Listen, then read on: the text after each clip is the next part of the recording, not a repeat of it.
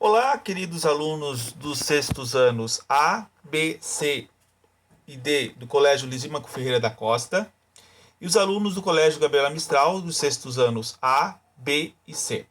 Hoje vamos começar o último conteúdo relacionado ao ensino religioso, que é símbolos sagrados. Bom, então eu vou colocar uma aula minha, né, e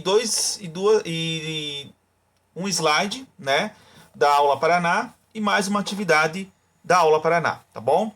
Para que vocês possam ter a compreensão, né, do conhecimento sobre símbolos sagrados. Então, o que são símbolos, né? São linguagens, são palavras, né, ou desenhos que revelam um significado dentro da religião. Nesse contexto, o símbolo é definido como qualquer coisa que vincule uma concepção. Pode ser uma palavra, pode ser um som, pode ser um gesto, um ritual, um sonho, uma obra de arte, uma anotação matemática, cores, textos e outros. Então, existem várias coisas que podem significar um símbolo sagrado. Um animal, uma árvore, né? Até mesmo um objeto, né? Qualquer coisa pode representar um símbolo. Como sempre convivemos em grupo, a comunicação é necessária, até mesmo no modo de garantir a sobrevivência. Os animais se comunicam por gestos, né? Por exemplo, um cachorro se comunica com o outro dentro de um território, aí você tem, né, uma comunicação. Né? O modo de respirar, os insetos, as plantas, são hábeis à comunicação por cores, né? Então eles conseguem se localizar pelas cores. O vermelho de um inseto pode vir como um sinal de afastamento ou perigoso, né? É impressionante observar como a vida se comunica pelos sons, cores, formas, tamanhos, de modo que as religiões comunicam suas mensagens desde a construção das formas e cores do tempo. São gestos utilizados nos rituais, por exemplo. Ao longo da vida, né, adquirimos hábitos e comportamentos de objetos. Vamos atribuindo a eles significados especiais, como o tamanho do símbolo, a música pode ser um símbolo, né, o início de um namoro ou de medalhas de santinhos, colares, escapulários, né, fitas que protegem, são exemplos de utilizações de símbolos do cotidiano do ser humano. Os símbolos também aparecem nas casas, nos ambientes, na presença de elementos da natureza. A água pode se tornar um símbolo, o fogo, o ar, a terra, né? Boas energias, harmonia, né? Isso tudo representa, né, um símbolo. Então, um símbolo é relacionar-se marcante para a pessoa religiosa, os símbolos de sua religião, aquilo que é sagrado, né? Por exemplo, o escapulário, o bentinho, consiste em imagens sagradas. Essas imagens são unidas por fitas ou barbantes colocadas no pescoço. E essa fica sobre o peito e outras nas costas. Por exemplo, os judeus, quando havia, digamos, no Antigo Testamento, né, para eles gravarem as palavras dos mandamentos, eles amarravam os mandamentos em fitas do seu corpo, na testa, né, e nos braços, para relembrar, né, que eles tinham que ser fiéis a Deus. Então havia essa situação também dentro da situação relacionada à religiosidade. As cores, por exemplo, né? Palavras, cantos, poesias, monumentos, vestes, mobílias, construções, elementos da natureza, pintura na pele, a própria tatuagem, né, que muitos usam na pele, também é um símbolo sagrado para algumas religiões, principalmente indígenas e africanas, né, parte do universo simbólico. Há uma grande diversidade de manifestações religiosas, todas elas com seu próprio universo de símbolos. As cores apresentam diversos significados simbólicos, variando de cor de cada cultura, olhar que o ser humano atribui a ela, né? A utilização da cor preta para os ocidentais é associada à morte, ao luto, né? Quando as pessoas estão indo num velório e tal, qual que é a cor que a gente sempre vê, né? Principalmente as mulheres, principalmente, elas colocam um véu preto, né? Porque isso representa o luto, né? A morte o símbolo a cor da morte, que quer dizer que a pessoa, né, tá sem vida, né? Tá, né? E a gente sabe que o preto é a ausência de cor, né? E quando a gente fala em cores, né, a gente está falando de vida, né? De fato. A morte, a cor branca, o azul escuro pode significar para o ser humano mistério, a profundidade da alma, né? Seria aquela ideia do céu, né? Do espírito, né? A gente sempre pinta o azul escuro como lembrança de que o céu é um lugar sereno, tranquilo, de paz, né? E o vermelho pode significar para o homem a vida, o nascimento, né? Também, principalmente no Natal. O Natal é vermelho, né? Então, realmente relaciona-se com essa ideia de nascimento, de uma nova vida, não? A morte também, né? O vermelho pode significar a morte. A paixão, né? A crucificação de Jesus, né? Porque o vermelho representa a ideia do sofrimento também, além da questão da morte, né? E o amor, né? O amor também é simbolizado pela cor vermelha. Então o vermelho tem vários significados em situações de cor, como símbolo para um significado que se tem, né? As vezes utilizadas pelos líderes religiosos também possuem um sentido simbólico. A batina é uma vestimenta utilizada por diáconos, presbíteros, bispos e seminaristas. Ela possui 33 botões, que representa a idade de Cristo. Olha só, os 33 botões da batina do padre representa a idade de Jesus, né? Os punhos mais 5 botões para representar as 5 chagas de Cristo, né? As 5 pontos em que Cristo foi crucificado. Então, está nos botões, né, da vestimenta. A cor mais usada por seminaristas, diáconos e presbíteros é o preto, como colarinho branco, né? Então a gente vê como um religioso, um padre, que ele usa todo de preto, mas ele tem um colarinho branco aqui no cantinho, né? Que a gente sabe que a pessoa é religiosa, é um padre religioso.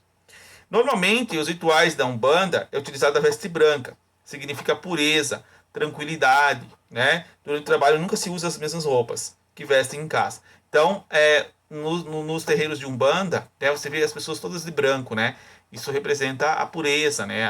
A, a, a tranquilidade que se tem, né, diante dessa religiosidade que eles usam, né?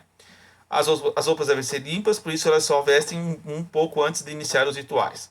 Além da diversidade de cores e vestimentas que compõem o universo religioso, encontramos nas religiões imagens e objetos que são considerados símbolos sagrados, né? O cálice, por exemplo, é um símbolo. O alimento, o pão, pode ser considerado um símbolo sagrado. Outras coisas, né? A cruz, né? Então existem muitos símbolos aí que nós conhecemos. Por exemplo, os judeus têm o kippah, né? É uma espécie de pequeno chapeuzinho que eles botam na cabeça aqui, ó, bem no cantinho, né? Alguns padres também usam isso, os bispos. Costuma usar para cobrir a cabeça. Ele é o símbolo da submissão à vontade de Deus e coloca o homem em posição de humilde, servidor de sua vontade, né? Então é quando esse servo se submete à vontade divina ao colocar o kippah na cabeça. Lótus é uma flor, né? Igual essa aqui, ó, flor de lótus, né? Em diversas tradições religiosas orientais simboliza o princípio da reencarnação. É a planta que na Índia, na Ásia Oriental, no Egito tem um papel simbólico revelante. Suas pétalas fecham à noite, recolhendo e desbrocham ao nascer do sol. A flor de lótus é um antigo símbolo da luz. Ela nasce em águas lamacentas. E sobre... Peraí. A flor de lótus é um antigo símbolo da luz, desculpa. Ela nasce em águas lamacentas e se abre para a luz na superfície das águas, onde desabrocha, por isso, um símbolo de desabrochar espiritual. Então ela tem um significado espiritual, porque ela é o ponto de luz, né, que emerge de um lugar que é, digamos, feio, horrível, né, que é o barro, que é a lama, né, que é o mangue, mas que sai uma coisa bonita. No Egito simbolizava o mundo da fertilidade, que nasce da unidade. Era ligado também ao rio Nilo, o rio sagrado, o nutriente. O perfume do lótus azul é considerado rejuvenescedor, muitos utilizados nas cerimônias do Eterno e a ordenação dos tempos. Também o budismo, o hinduísmo possuem um rico simbolismo relacionado a lótus. O botão da flor de lótus na superfície das águas primordiais simboliza a totalidade de possibilidades ainda não manifestadas, antes da criação do mundo, e também o símbolo do coração do homem, né? Então, por exemplo, é um símbolo sagrado, principalmente das religiões orientais, como o hinduísmo, o budismo, né? Que são religiões que valorizam, né, essa ideia da flor de lótus. O anel, né? O anel, devido a sua não ter começo nem fim, é um símbolo da eternidade, da união, da fidelidade, da integração e da comunidade. Por isso aparece também como a condenação, distinção e honraria, aliança de noivos e casados, médicos e dos formados em geral. Ou seja, é a ideia de fidelidade. Por isso que as pessoas, quando casam, né, usam um anel. Os egípcios antigos diziam que esse dedo aqui nosso, que é o dedo que a gente coloca o anel, esta veia desse dedo, ela está ligada diretamente ao nosso coração. Por isso que as pessoas quando casam, né, usam o anel no dedo como uma forma de representar a união dos dois corações, né? Então, olha que coisa bonita, olha que coisa linda essa questão do amor, né? A ligação através de um anel, né? A chave também é um símbolo da chave, está o fato de servir tanto para abrir como para fechar. Na Umbanda significa abertura dos caminhos para a felicidade. Né? No budismo simboliza a felicidade, pois é utilizada para abrir o celeiro do arroz no Japão. No sentido espiritual, simboliza tesouros escondidos. Né? Para o catolicismo, refere-se ao poder concedido ao apóstolo Pedro. Tudo que tu ligares na terra será ligado no céu, e tudo que tu desligares na terra será desligado no céu. Então, ele dá a Pedro, né, as chaves do seu reino de amor, né? Tudo que ele fizer na terra será feito no céu. Tudo que ele não fizer na terra não será feito no céu, né? Então, essa ideia de abrir, né, de abrir para a felicidade, né? Então, abrir ou fechar para a felicidade, né? Então, a chave ela tem também um significado muito importante dentro das religiões. O tambor. Algumas comunidades africanas consideram o tambor tão ancestral como o próprio homem. Os primeiros tambores foram considerados na pré-história e também foram utilizados para cultuar os deuses, né? O tambor é aquele tambor que é usado, por exemplo, nos rituais de Umbanda e Candomblé, né? E a pessoa que toca esse tambor é o macumbeiro, né? Esta é a verdadeira macumba, né? É a pessoa que usa o instrumento, né? Feito da árvore chamada macumba, ao tocar está chamando a espiritualidade, chamando, né, a religiosidade para dentro do terreiro, né? Então isso tudo mostra que o tambor também, desde os tempos primordiais, ele era muito usado, né, como uma forma de manifestação, né? É uma música, é um rito, né? É um ritmo que está sendo colocado. Na capoeira, vocês também têm o uso do tambor como a dança da capoeira, né? E a capoeira vem da tradição umbanda e candomblé, né? Vem das tradições africanas, vem do mesmo sentido das religiões de matriz africana, tá? Então, quem tem preconceito, digamos assim, com, né?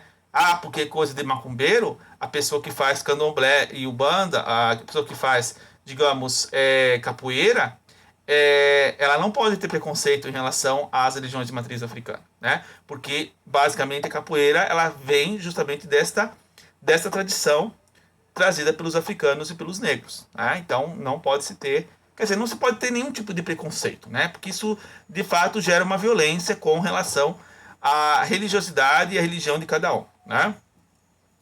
A vaca é sagrada para o hinduísmo, assim como para toda a natureza. Ela simboliza a mãe da humanidade, pois o seu leite alimenta pessoas do mundo todo, que além de beber o leite, consome o queijo, a manteiga e outros derivados do leite.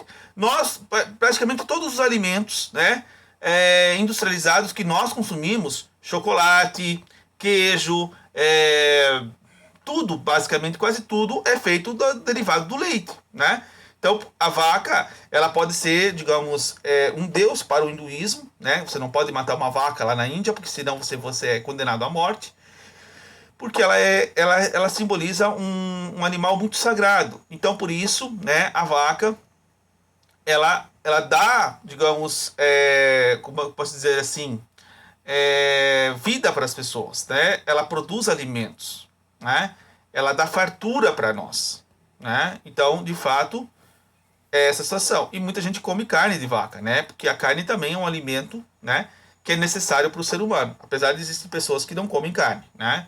A gente sabe que são pessoas que têm um princípio religioso, muitas vezes, ou talvez ligado a uma ideia de não comer devido à saúde ou situações desse tipo, né? A pomba, na Bíblia, Noé solta 3 pombas após o dilúvio. E uma delas volta com um ramo de oliveira no bico. A pomba branca simboliza a simplicidade, pureza. Para o cristianismo, o Espírito Santo. No entanto, o ser símbolo do batismo do cristão, mártires ou almas do estado, no estado a paz celestial. Um casal de pombas brancas é o símbolo pontual do amor, né? Então, o casal de pombas também simboliza, né, a ideia do amor, além do Espírito Santo, além de outros conceitos aí, né, que a gente vê como símbolo da pomba, né, do pássaro branco. Né? E nós temos os símbolos gráficos, né? Símbolos que são objetos ou desenhos, né? Que representam, né? Que identificam uma determinada religião. Por exemplo, a estrela de Davi, que é essa aqui, ó. Tá vendo? A estrela de 6 pontas, a estrela de Davi. Ou as 6 pontas do selo de Salomão. É um dos símbolos do judaísmo, que representa a forma do acampamento usado como estratégia militar para proteger o tabernáculo durante a peregrinação do povo hebreu para o deserto conduzido por Moisés. O tabernáculo era o local onde era guardada as leis dos 10 mandamentos, né? O tabernáculo do povo hebreu, na passagem pelo deserto, era montado no centro do acampamento. Ali ficava a Arca da Aliança, né? Que simbolizava a presença de Deus. Em cada ponta ficava uma das tribos com o propósito de proteger o tabernáculo dos invasores, né? Então havia, né, essas 6 tribos que protegiam, de fato, o tabernáculo aí, né? Que era a presença de Deus dentro da lei, né? Aí nós temos um outro símbolo que vocês conhecem também, proveniente das religiões orientais, que é o Yin Yang. Lembram o bem e o mal? Então, o Yin Yang é um símbolo importante para o taoísmo, religião de origem chinesa. O Yin Yang representa a própria polaridade de vida, tais como alto e baixo, feminino e masculino, dia e noite, frio e calor, e assim por diante. Com esse símbolo, eles mostram que toda a vida no universo se constitui a partir da combinação dessas duas forças. Então é o equilíbrio, né? É o equilíbrio entre as forças do universo. Então essa ideia do Yin Yang, né? O bem e o mal simbolizado aí. E não falarmos também da cruz, né? Um dos símbolos mais conhecidos religiosamente. É um dos principais símbolos do cristianismo. A cruz vazia representa a vitória e a ressurreição de Cristo. Simboliza que ele está vivo. Os cristãos creem que Jesus Cristo deu a sua vida por amor a todas as pessoas. O cristianismo tem como principal ensinamento o mandamento do amor. Amai-vos uns aos outros como eu vos amei, né? A frase que Cristo fala. Para algumas comunidades africanas, a cruz pode significar encruzilhada, lugar onde os caminhos dos vivos homens e dos mortos, dos espíritos e dos deuses, se cruzam, né? Morte e vida, né? Espíritos e deuses. A cruz também simboliza a união entre as energias do céu e da terra, né? Porque ela abraça os horizontes e a verticalidade, né? E é o símbolo do equilíbrio entre as 4 direções, né? Baixo, cima, norte, sul, leste e oeste, né? 4 direções. Então, ele simboliza muitas outras coisas, não é só a paixão de Cristo, né? Tem vários outros significados que a cruz também pode, de fato, simbolizar dentro das religiões. E também temos um símbolo, né, que para nós, no mundo ocidental, foi um símbolo usado contra a violência das pessoas, né? Que, na realidade, o primeiro símbolo desse foi um símbolo oriental. E depois um cara pegou e usou esse símbolo para matar pessoas. Eu estou falando do nazismo, né? De Hitler. A cruz suástica, geralmente quando vemos uma suástica, lembramos do nazismo. Mas ela, em sua origem, não tem nada a ver com ele. Saiba que, na verdade, a suástica é um símbolo conhecido há mais de 5.000 anos. Esse símbolo trazia parte das cerimônias religiosas antigas do Oriente, representava a paz, o amor e a fortuna, né? Que era esse símbolo aqui, ó, a cruz suástica, né? Esse símbolo é proibido, né? É proibido no Brasil por causa que ele relembra, né, as atrocidades do nazismo, né? Então a pessoa que tiver esse símbolo, ela pode ser presa, né? Então é bem complicado. Tem certas coisas que a gente não pode, né, de fato, ser divulgada aí, né? Mas eu falei por uma questão de informação para vocês, né? Para vocês tomarem um certo cuidado. Então, gente, são vários símbolos que nós temos aí, né?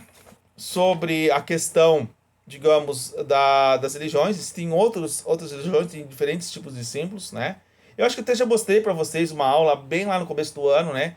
De alguns símbolos de algumas religiões, do islamismo, do zoroastrismo, né? Lá que tinha lá, quando eu falei sobre as organizações religiosas. Então, de fato, né? Nós temos, né, esses símbolos aí que são muito importantes dentro desse contexto. Vocês vão ter um slide lá que vai mostrar a atividade, né? Outros símbolos que falam sobre a questão religiosa, né? E essa minha explicação aí, e junto um outro slide com um texto apresentando de uma maneira mais densa, né, o significado dos símbolos, tá bom? Qualquer dúvida, postem lá no mural, coloquem para mim lá, tá? Para que daí nós possamos conversar lá e fazer as coisas, tá certo? Beleza, pessoal? Então eu desejo a todos um grande abraço, né? Uma boa semana a todos, tá? E até a próxima da aula. Semana que vem eu posto mais aulas referentes aos símbolos sagrados, tá bom? Um grande abraço e um grande beijo. Até mais!